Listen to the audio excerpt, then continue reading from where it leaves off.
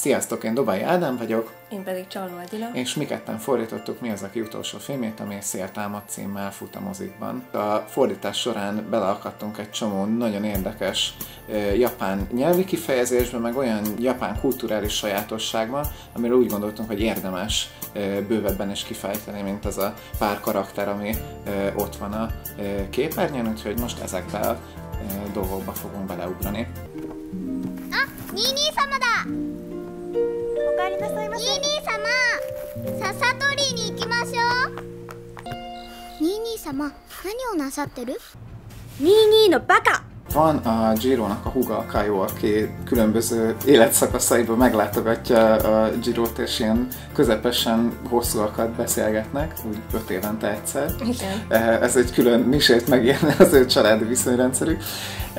De hogy van egy nagyon érdekes módja, ahogy a Kaio hívja a Jirót, és ez a Nini-sama, amit aztán... A feliratban úgy fordítottunk, hogy bátyus. igen. Igen. De hogy miért ezt tettük, és mi ez a Nini-sama?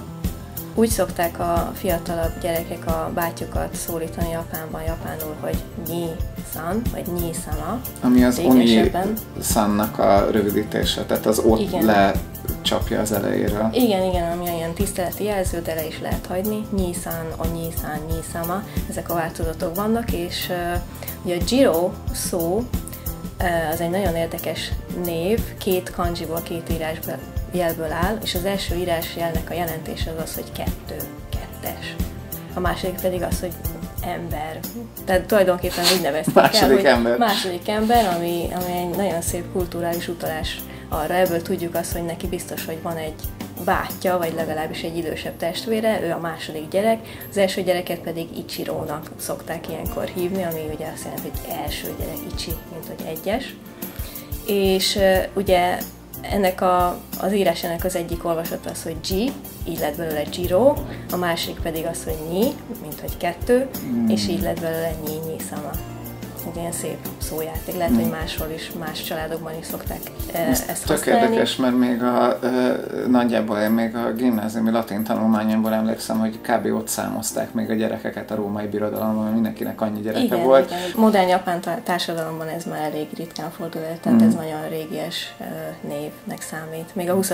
század elején, ugye, amikor játszódik a film, akkor még előfordulhatott, de most már elég ritkán nevezik el úgy az embereket, hogy K2-es. Kettecske, hol az áttál? Igen. ニーニー、ナオコさんをどうする気なの？離れに一人ぼっちで寝かせておいて。ニーニーが思ってるよりナオコさんの病気はずっと重いのよ。私これでも医者の卵だから少しはわかるわ。 Van az a jelenet, amikor a Kaio meglátogatja felnőtten a Jirót, és így mindenféle szemrehányásokat tesz neki. És ott van egy rettenetesen hülye kifejezés, ami nekünk nem tűnik föl, és nem is lehet lefordítani, pedig nagyon vicces az eredetiben, és ez az Isano Tamago. És bárki, aki már hallott animét, ez a Tamago, az gyanús lehet neki, ha másban nem a Tamagotchiból. És ez az orvos, gyakornok orvos a Japánban, viszont szó szerint azt jelenti, hogy... Orvos tojás. Ez a tamago az tojást jelent, az isa pedig orvos. Már orvos, de még nem kárt ki. Igen. Tehát, hogy ez a japán természeti képes metafora, ez megvan mögötte, de hogy a vita hevében, ha valaki azt mondja, hogy engem már vegyél komolyan, mert én egy orvostojás vagyok, az csak ezt nem tehettük be, mert azt magyarul senki nem érti, hogy orvostojás, mi meg nem vagyunk Galla Miklós, hogy leállíthatjuk a filmet közben, mint annak idején a Monty Pythonba, hogy és ez most itt azért mondtam, mert... És ezért vagyunk most itt, hogy erről beszéljünk és elmondjuk. Még ugyanebben a jelenetben vált megszólítást a Kaio, ami szintén mindenképpen tegezik egymást, csak ez mutatja, hogy mennyire sokféleképpen lehet egymással beszélni Japánban. Ha meg akarod sérteni, ha nem akarod megsérteni, ha tegezni, ha magázni, ha nagyon magázni akarod, stb. Igen, és hogy itt jeleneten belül van egy váltás. Nagyon formálisan indul a jelenet, mert ugye összetalálkoznak, és a Kaio-nak a látogatásának a célja, hogy ugye gratuláljon a Jirónak, és Jiro is gratulál az ő orvosi diplomájához, és mindezt egy olyan hihetetlenül formális nyelvezetben teszik, hogy vadidegen emberek sem beszélnek szinte ilyen formálisan egymással, majd amikor már ez a tulajdonképpen ceremónia lemegy, és utána a hétköznapi dolgokról kezdenek el beszélgetni, magánéleti dolgokról, akkor rögtön átváltanak egy teljesen más stílusban, és ez nyelvtanban is, szókincsben is mindenhogyan tükröződik, és egy nagyon érdekes, éles váltás, ami magyar nyelven persze lefordíthatatlan. 飛行機は美しい夢だ。設計家は夢に形を与えるのだ。はい。お絹さん、これお願いします。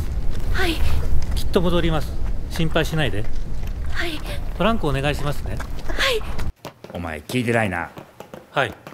Ha már a tömör szakkifejezéseknél tartunk, akkor a high-ra térjünk rá, mert azt hiszem, hogy ez egy remek film arra, hogy a high szóval foglalkozunk, mert legalább 17 féle értelemben, jó, annyi nem, de 5 féle vagy 6 féle értelme biztos, hogy van.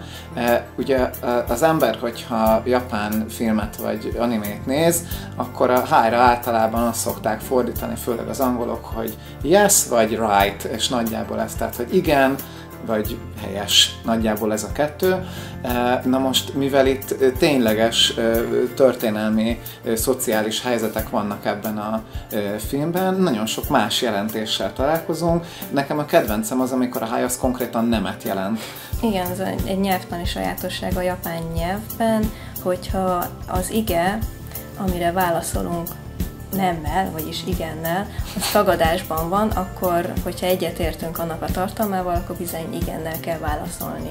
Tehát például, tegnap te sem ettél fagylaltot? Arra azt válaszolod, hogy igen, az azt jelenti, hogy igen. Nem, én sem ettem tegnap fagylaltot. Egyetértek veled abban, hogy én sem ettem fagylaltot. Így van, én sem ettem veled sem fagylaltot. Ezt most tekerjétek vissza 3-szor, és teljesen világos lesz. Más logika szerint működik a nyelvtan, ott azt nézik, hogy az ige az állítás vagy tagadása, és hogyha azzal a tagadással te éppenséggel egyetértesz, akkor mondod rá, hogy igen. Igen. Igen. Egyetértek. De. Igen. Ezen látszik, hogy egy csomó olyan része van a nyelvnek, ami nem szó szintű. Tehát, hogy ránézzünk a szóra, és nem csak az, hogy meg kell nézni, hogy a szó mit jelent, azt is meg kell nézni, hogy a szöveg környezetében mit jelent, és azt is, hogy a szociális helyzet szerint mit jelent, mert itt gyakorlatilag erről van szó, hogy egymáshoz képest emberek hogy beszélnek, úgy fogják megfogalmazni azt a bizonyos mondatot. Akkor is azt mondod Japánban, hogy hi, bizonyos esetekben, hogyha nem értesz egyet azzal, amit a másik mond, de a köztetek levő társadalmi helyzetkülönbség miatt neked muszáj hi-t mondanod. Nem csak akkor, szerintem mindig. Tehát mert hogy ugye a hi az nem azt jelenti, hogy igen, megértettem és elfogadom és meg fogom csinálni, hanem hi, igen, hallottam, fizikailag hallottam, belejutott a fülembe az információ, érzékeltem, és ennyi. Hi, hallottam, amit mondtál. És tehát, nem feltétlenül hogy az, hogy egyetértek vele, vagy hogy elfogadom és megcsinálom, ez nincsen benne. Így van. Hi. Volt ismerősöm, aki forgatott Japánban, és amikor elmentek a helyszínkeresésre, akkor megvolt, hogy itt fognak forgatni, és beszéltek a helyiekkel, és megmondták, hogy amikor 2 hónap múlva visszajövünk, akkor ide tegyetek egy olyat, itt legyen egy ilyen díszlet, stb. Mindent pontosan megbeszéltek, és mindenre bólogattak a helyiek, hogy hi. És visszajöttek 2 hónap múlva forgatás megkezdése előtt 2 nappal, semmi nem volt kész, és elővették persze a helyi kisfőnököt, és megkérdezték, hogy mi történt. Hát azt mondtátok, hogy hi, mire ő azt mondta, hogy hi.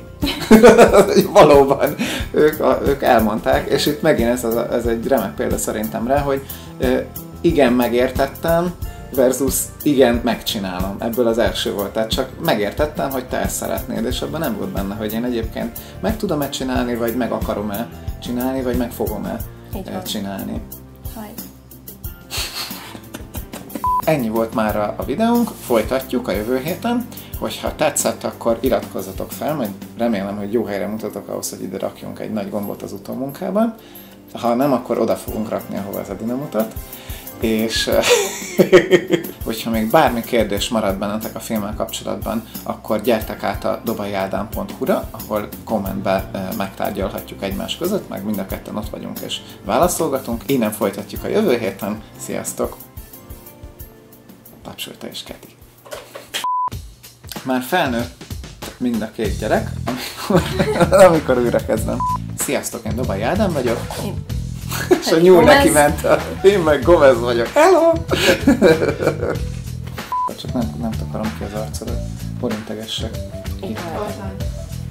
Ott nagyon rám van. Másik kezed a integesságos. Szépen most